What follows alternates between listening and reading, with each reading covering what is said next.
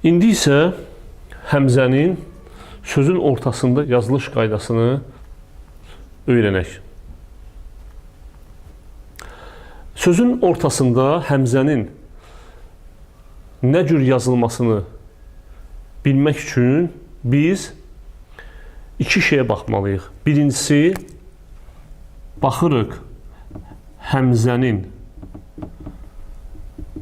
öz hərəkəsinə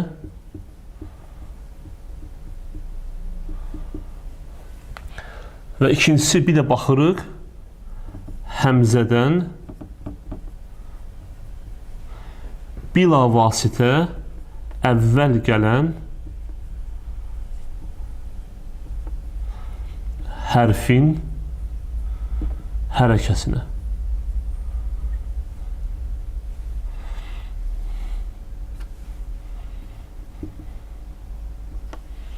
Deməli, bir də təkrar edirəm. Sözün ortasında həmzənin yazılış qaydasını, yəni yazılma formasını bilmək üçün iki şeyə baxmalıyıq. Baxırıq. Birinci, həmzənin öz hərəkəsinə və sonra isə həmzədən bilavasitə əvvəl gələn hərfin hərəkəsinə baxırıq. Və birinci bunu deyim ki, sözün ortasında gələn həmzə 4 formada yazıla bilər. Birincisi, bəzi hallarda əlifin üzərində yazılır, bəzi hallarda vavun üzərində yazılır, bəzi hallarda nəbira, yəni yə və yaxud oturacaq adlandırdığımız, bax bu işarənin və yaxud yə deyilir, deməli bu hərf işarəyə nəbirada deyilir, yəni ərəbcə nəbira və ya öz dilimizdə oturacaq və ya yə adlandırmaq olar. Və bəzi hallarda da sərbəst də yazılır. Deməli, sözün ortasında gələn həmzə həm bu formada əlifin üzərində, həm vavun üzərində, həm nəbira və ya yə və ya oturacaq dediyimiz işarənin üzərində və bəzi halda da sərbəst halda yazılır. Və yenə təkrar edirəm, yəni həmzənin, sözün ortasında gələn həmzənin bu 4 formadan hansı birində yazılmasını bilmək üçün biz baxırıq həmzənin öz hərəkəsinə və həmçində həmzədən bilavasitə əvvəl gələn hərfin hərəkəsinə baxırıq.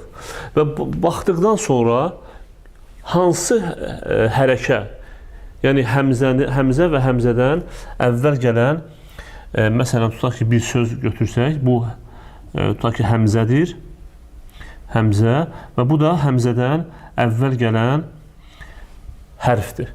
Baxırıq bunun hərəkəsinə və bundan əvvəl gələn hərfin hərəkəsinə. Hansı hərəkə daha üstün və ya daha güclüdürsə, bu zaman həmzə güclü olan və ya üstün olan hərəkənin, deməli, hərəkəyə uyğun hərfin üzərində yazılır. İndi buradan belə bir sual çıxa bilər ki, hərəkələrin üstünlük və yaxud güclülük dərəcəsini necə bilmək olar? Hərəkələrin güclülük dərəcəsi və üstünlük sxemi belədir. Birinci, ən güclü hərəkə kəsrə sayılır.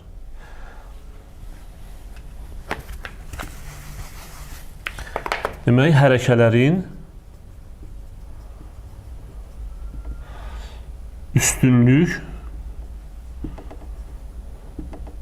sxemi belədir. Birinci, ən üstün və ya ən güclü hərəkə kəsrə sayılır. Kəsrə ən güclü hərəkə sayılır və kəsrəyə uyğun hərf də nəbira və ya yədir. İkincisi, yəni üstünlük baxımından və ya güclülük baxımından kəsrədən daha zəif olan dammadır.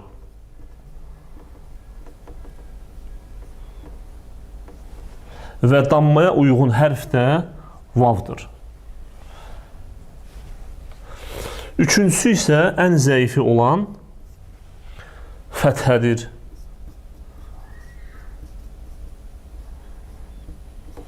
və fəthəyə də uyğun hərf əlifdir. Sukuna gəlincə isə, sukun əslində hərəkə deyil.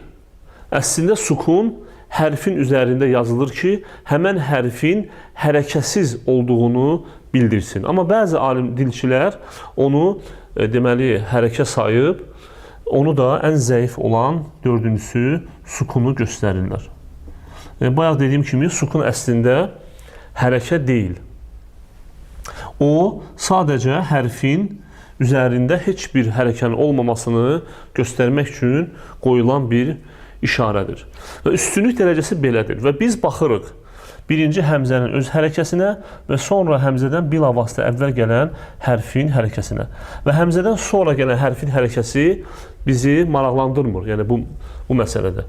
Və baxırıq, hansı hərəkə daha güclü olarsa, yəni bu sxemə əsasən, bu zaman həmzə güclü olan hərəkəyə uyğun hərfin üzərində yazılır. Məsələn, tutaq ki,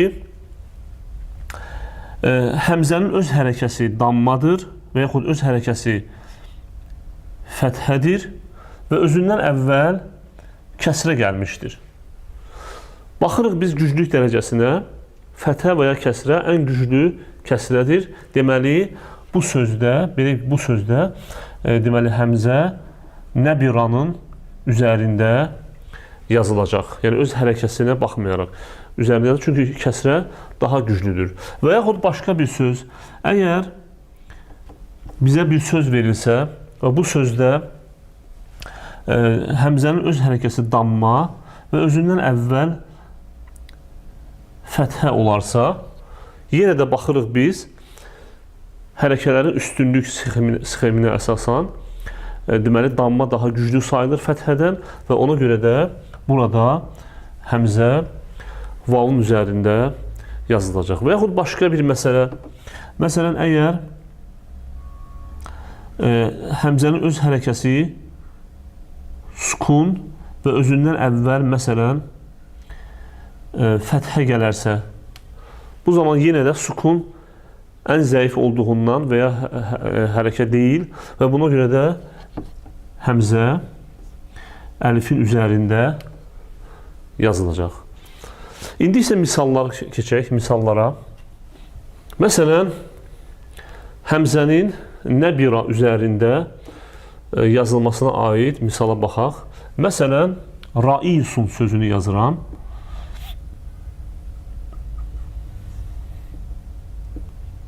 Rəis və ya müdir.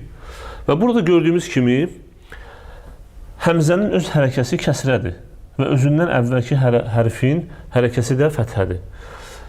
Hərəkələrin üstünlük sxeminə görə kəsrə ən güclü sayıldığına görə həmzəni biz məhz nəbiran üzərində və ya yənin üzərində yazmışıq. İkincisi də misal, yəni ortada gələn həmzənin vavun üzərində yazılmasına misal.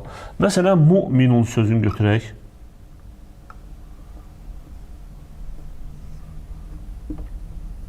Və ya ruusun.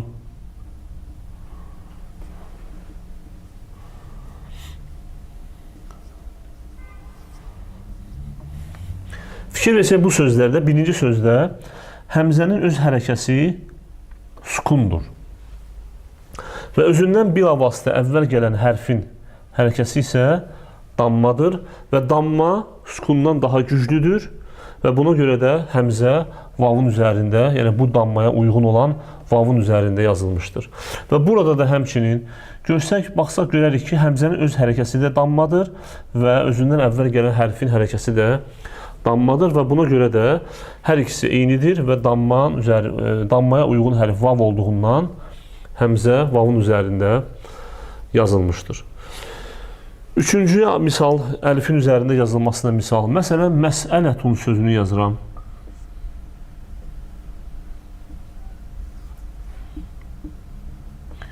Gördüyümüz kimi, həmzənin öz hərəkəsi fəthədir. Və həmzədən bilavasitə əvvəlki hərif sukundur və fəthə daha güclü olduğundan bu zaman həmzə əlifin üzərində yazılmışdır. İndi isə həmzənin ortada yazılmasına, yazılış qaydasına deməli aid olan tapşırıqlara keçək. Sözün ortasında həmzənin yazılış qaydası belədir ki, sözün ortasında gələn həmzə 4 formada yazıla bilər. Sərbəst şəkildə yazıla bilər. Ondan sonra nəmira, yəni yənin üzərində yazıla bilər, əlifin üstündə yazıla bilər və həmçində vavun üzərində yazıla bilər. Və ümumi qayda belədir ki, ortada gələn həmzənin dayağını, yəni yazılışını müəyyən etmək üçün ümumi qayda budur ki, söz tərkibində həmzənin öz hərəkəsinə və həmzədən, yəni özündən bilavasitə əvvəlki hərfin hərəkəsinə baxmaq lazımdır. Və hansı hərəkət daha üstündürsə və ya daha güclüdürsə, həmzə o hərəkəyə uyğun hərfin üzərində yazılır. Və hərəkələrin deməli üstünlük və güclülük sxemi də belədir ki, ən güclü hərəkə kəsrə sayılır. Bu ən güclü hərəkədir və kəsrəyə uyğun hərf yədir. Yəni həmzə bu qaydada yazılır. Və bu işarəyə həmçinin nəbirada deyilir. İkinci kəsrədən sonra üstün hərəkə, yəni güclü hərəkə dammadır. Və bu kəsrəyə nisbətən zəif hərəkədir. Və dammaya uyğun hərf də vavdır. Üçüncü hərəkə fəthədir və fəthə dammaya nisbətən daha zəif hərəkədir. Və fəthəyə uyğun hərf də əlifdir. Sukun isə bildiyimiz kimi, dərsdə öyrəndiyimiz kimi əslində hərəkət deyil, sukun ya işarəsi yalnız hərfin hərəkəsiz, yəni saitsiz olduğunu bildirmək üçün qoyulan bir işarədir və buna görə də sukuna uyğun olan hərf yoxdur. Bu tapşırıqda bizə həmzə hərfi verilib və həmzə hərfindən əvvəl və sonra işarələr var. Bu işarələr şərti olaraq hərfi bildirirlər. Və gördüyümüz kimi burada həmzənin hərəkəsi və həmzədən əvvəl gələn deməli hərfin hərəkəsi verilib və bu deməli hərəkələrə əsasən, yəni bu verilən həmzənin hərəkəsi və həmzədən əvvəlki deməli hərfin hərəkəsinə uyğun olaraq biz həmzənin sözün ortasında düzgün yazılış formasını müəyyən etməliyik. Məsələn, burada nümunə verilib bizə. Nümunədə həmzənin öz hərəkəsi kəsrədir. Həmzədən əvvəlki hərfin deməli hərəkəsi isə fəthədir. Və biz həmzənin sözün ortasında yazılış qaydasından bilirik ki, sözün ortasında gələn həmzənin yazılış qaydasını, yəni həmzənin dayağını müəyyən etmək üçün biz baxırıq həmzənin öz hərəkəsinə və həmzədən bilavasitə əvvəl gələn hərfin hərəkəsinə. Hansı hərəkə daha güclüdürsə, bu zaman həmzə güclü olan hərəkəyə uyğun hərfin üzərində yazılır. Və burada kəsrə və fəthə verilib və güclü hərəkə kəsrədir və buna görə də həmzə nəbiranın üzərində yazılmışdır. İndi isə keçək tapşırıqlara. Tapşırığın birinci bəndində bizə həmzənin hərəkəsi sukundur və həmzədən bilavasitə əvvəlki hərfin hərəkəsi də fəthədir. Və həmzədən sonraki hərfin hərəkəsi verilməyib, çünki bu bizim üçün önəmli deyil. Yəni həmzənin yazılış qaydasında həmzədən sonraki hərf bizim üçün önəmli deyil. Əsas həmzənin öz hərəkəsi və həmzədən bilavasitə əvvəl gələn hərfin hərəkəsini bilməliyik. Və hərəkələrin üstünlük və güclülük sxemindən bildiyimiz kimi sukun hərəkə deyil, yəni ən zəif deməli hərəkədir. Yəni əslində hərəkə deyil və buna görə də fəthə güclü olduğundan həmzə əlifin üzərində bu şəkildə yazılacaq. İkinci bənddə, bə bəndində bizə həmzənin öz hərəkəsi dammadır. Həmzədən bilavasitə əvvəlki hərəkəsi fəthədir. Və üstünlük sxeminə görə damma fəthədən daha güclüdür və buna görə də həmzə bu sözdə vavun üzərində bu formada yazılacaq. Cim bəndində həmzənin öz hərəkəsi dammadır. Həmzədən bilavasitə əvvəlki hərəkə kəsrədir və güclülük sxeminə görə kəsrə güclü hərəkədir dammadan və buna görə də nə biranın üzərində, yəni yənin üzərində bu formada yazılacaq həmzə. Dəl bəndində həmzənin öz hərəkəsi fəthə özündən əvvəl sukundur və fəthə daha güclüdür. Buna görə də həmzə əlifin üzərində bu formada yazılacaq. Növbəti bənddə həmzənin öz hərəkəsi sukun, həmzədən bilavasitə əvvəlki hərfin hərəkəsi isə dammadır. Damma daha güclüdür və həmzə vavun üzərində yazılacaq. Növbəti bənddə həmzənin öz hərəkəsi fəthə və özündən əvvəlki də fəthədir və hərəkələrin gücləri bərabər olduğundan həmzə əlifin üzərində yazılacaq. Burada isə həmzənin öz hərəkəsi kəsrə, həmzədən bilavasitə əvvəlki hərfin hərəkəsi dammadır və kəsrə daha güclüdür və buna görə də kəsrəyə uyğun hərf də yədir, yəni nəbira və həmzə bu formada yazılacaq. Burada isə həmzənin hərəkəsi kəsrədir, həmzədən əvvəlki hərf yenə kəsrədir və hər ikisi bərabərdir və buna görə də nəbiranın üzərində yazılacaq. Bu tapşırıqda isə bizə sözlər verilib və bu sözlərdə həmzənin yazılışı səhvdir və biz düzgün formanı özümüz yazmalıyıq. Və gördüyümüz ki, burada həmzənin hərəkəsi dammadır və həmzədən əvvəlki hərəkə fəthədir və damma deməli fəthədən daha güclü olduğundan dammaya uyğun hərf də vavdır və buna görə də bu sözün düzgün yazılış forması budur. Çünki həmzə dammalıdır və dammaya münasib hərf də vavdır. İkinci sözdə fiətun sözündə gördüyümüz kimi həmzənin hərəkəsi fəthədir, həmzədən əvvəlki hərəkə kəsrədir, kəsrə daha güclüdür və buna görə də bu söz bu cür yazılacaq. Çünki həmzə kəsrədir və kəsrə fəthədə daha güclüdür və ona münasib hərf də yədir. Bu sözdə isə bizə şə'nən sözü verilib.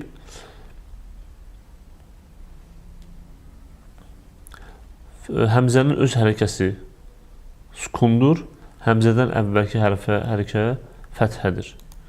Və buna görə də bu söz düz yazılıb və bu formada da qalacaq. Mu'təmənun gördüyümüz kimi həmzənin hərəkəsi sukundur, həmzədən əvvəlki hərfin hərəkəsi dammadır və damma sukundan daha güclüdür və buna görə də bu söz bu formada yazılacaq. Mu'təmənun çünki dammaya uyğun hərf vavdır. Şuunun sözü həmzənin hərəkəsi dammadır və həmzədən əvvəlki hərfin hərəkəsi dammadır və buna görə də həmzə vavun üzərində yazılacaq. Səilun həmzənin hərəkəsi kəsrə, özündən əvvəlki hərfin hərəkəsi sukundur və buna görə də yənin üzərində yazılacaq. Bu tapşırıqda isə bizə hərəkəli hərflər verilib və bu hərfləri tərkibində həmzə olan sözlərdir və bu sözlərin hərflərini biz birləşdirib bütöv bir söz əmələ gətirməliyik və eyni zamanda həmzənin də yazılış qaydasını müəyyən etməliyik. Gördüyümüz ki, burada həmzənin hərəkəsi sukundur, həmzədən bilavasitə əvvəlki hərfin hərəkəsi dammadır və damma daha güclü olduğundan həmzə bu sözdə vavun üzərində yazılacaq. Ru'yə Növbəti sözümüzdə həmzənin hərəkəsi dammadır. Həmzədən əvvəlki hərfin hərəkəsi kəsrədir və kəsrə daha güclüdür və buna görə də həmzə yənin üzərində bu formada yuqri'uke yazılacaq. Növbəti sözümüzdə isə həmzənin öz hərəkəsi dammadır və həmzədən əvvəlki hərfin hərəkəsi sukundur, yəni məd hərfidir. Və buna görə də həmzə vavun üzərində bu formada yazılacaqdır. Həyəuhə. Burada isə bizə həmzənin hərəkəsi kəsrədir. Həmzədən əvvəlki hərfin hərəkəsi sukundur, kəsrə daha güclüdür və buna görə də həmzə nəbiran üzərində yazılacaq. Mav'ilun. Növbəti sözdə həmzənin hərəkəsi kəsrədir. Həmzədən əvvəlki hərfin hərəkəsi fəthədir. Kəsrə daha güclü olduğundan nəbiran üzərində yazılacaq. Muttəidun. Növbəti sözümüzdə isə həmzənin öz hərəkəsi fəthədir. Həmzədən əvvəlki hərfin hərəkəsi dammadır. Və damma daha güclü olduğundan həmzə vavun üzərində yazılacaq. Muəməratun. Növbəti sözümüzdə isə həmzənin hərəkəsi sukundur. Həmzədən əvvəlki hərfin hərəkəsi fəthədir. Fəthə daha güclü olduğundan həmzə əlfin üzərində yazılacaq. Fəsuhu. Növbəti sözümüzdə isə bizə həmzənin hərəkəsi fəthədir. Həmzədən əvvəlki hərfin hərəkəsi də yenə fəthədir. Və buna görə də həmzə əlifin üzərində yazılacaqdır. İktəəbə. Burada da həmçinin bizə həmzənin sözün ortasında yazılış qaydasına aid tapşırıqdır. Və burada bizə həmzə hərfi verilib, hərəkəli həmzə hərfi və həmzə hərfindən əvvəl və sonra işarələr verilib və bu işarələr şərti olaraq hərfləri bildirir. Və biz bu işarələrin, yəni şərti hərflərin hərəkələrinə görə həmzənin öz hərəkəsi və həmçində həmzədən əvvəlki hərfin hərəkəsinə görə həmzənin düzgün yazılış, sözün ortasında düzgün yazılış qaydasını müəyyən etməliyik. Birinci misalda bizə həmzənin hərəkəsi fəthədir və həmzədən əvvəlki hərfin hərəkəsi də kəsrədir. Və hərəkələrin üstünlük sxeminə görə kəsrə fəthədən daha üstün hərəkədir və buna görə də burada həmzə yənin üzərində və yaxud nəbiran üzərində yazılacaq. İkinci misalda həmzənin hərəkəsi dammadır. Həmzədən əvvəlki hərfin hərəkəsi yenə dammadır. Hər ikisi bərabərdir və buna görə də həmzə vavun üzərində yazılacaq. Üçüncü misalda həmzənin hərəkəsi fəthədir. Həmzədən əvvəlki hərfin hərəkəsi sukundur. Fəthə daha güclüdür və fəthəyə uyğun hərf də əlifdir və buna görə də həmzə bu qaydada yazılacaq. Növbəti tapşırıqda həmzənin hərəkəsi kəsrədir. Həmzədən əvvəlki hərf fəthədir. Kəsrə daha güclü olduğundan və kəsrəyə uyğun hərf yədir və buna görə də həmzə yənin üzərində yazılacaq. Növbəti misalda həmzənin hərəkəsi dammadır. Həmzədən əvvəlki hərf sukundur. Damma daha güclü olduğundan vavun üzərində yazılacaq. Həmzənin hərəkəsi sukundur. Həmzədən əvvəlki hərfin hərəkəsi kəsrədir. Kəsrə güclü olduğundan ən güclü hərəkədir və kəsrəyə uyğun hərf də yədir və buna görə də həmzə yənin üzərində yazılacaq. Növbəti misalda həmzənin hərəkəsi fəthədir. Həmzədən əvvəlki hərfin hərəkəsi dammadır.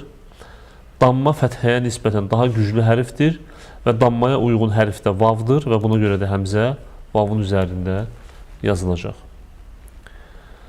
Növbət tapşırıqda, misalda həmzənin hərəkəsi kəsrədir.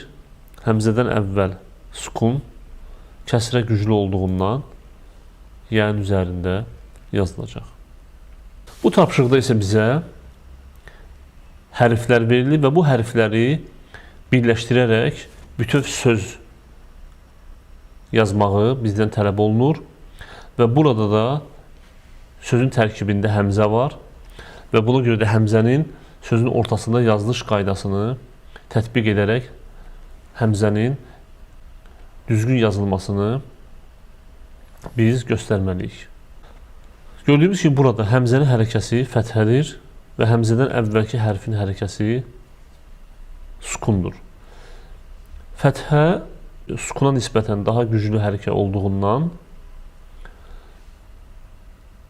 həmzə əlifin üzərində yazılacaqdır.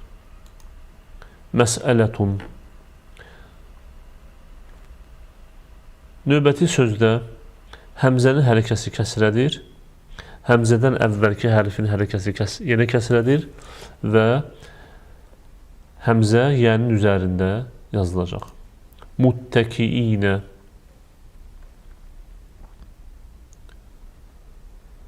Həmzənin hərəkəsi sukundur. Həmzədən əvvəlki hərfin hərəkəsi fəthədir. Fəthə daha güclü olduğundan həmzə əlifin üzərində yazılacaq. Yə'təminu. Növbəti sözdə həmzənin hərəkəsi fəthədir və həmzə sakin yə hərfindən sonra gəlmişdir. Qayda əsasən burada həmzə əlifin üzərində yazılmalı idi. Amma istisna hallarda öyrəndiyimiz kimi sakin yədən sonra fəthəli və ya dammalı həmzə yənin üzərində yazılır və buna görə də bu istisna hal kimi burada həmzə yənin üzərində yazılacaqdır. Məşiətun. Növbəti sözdə həmzənin hərəkəsi sukundur və həmzədən əvvəlki hərfin hərəkəsi dammadır. Və damma daha güclü olduğundan həmzə vavun üzərində yazılacaqdır. Yu'təmənu. Bu sözdə isə həmzənin hərəkəsi kəsrədir və həmzədən əvvəlki hərfin hərəkəsi sukundur və kəsrə daha güclü olduğundan həmzə yənin üzərində yazılacaq. Məsəilu.